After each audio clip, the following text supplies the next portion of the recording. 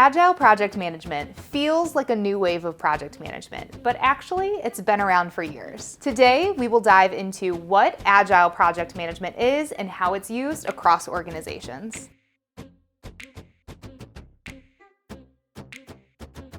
I'm Samantha Varner, Director of Customer Success with Tempus Resource, a resource management solution designed for organizations just like yours. Agile project management is an incremental approach to delivering work. During the project lifecycle, resources iterate on the deliverables, making quick decisions on whether or not the outcome is acceptable. With an Agile approach, team members can work on different stages of the same project at the same time, allowing for speed and adaptability. People can iterate in each sprint by problem solving and revising as they go. In the beginning, Agile was thought to be the perfect approach for software development teams.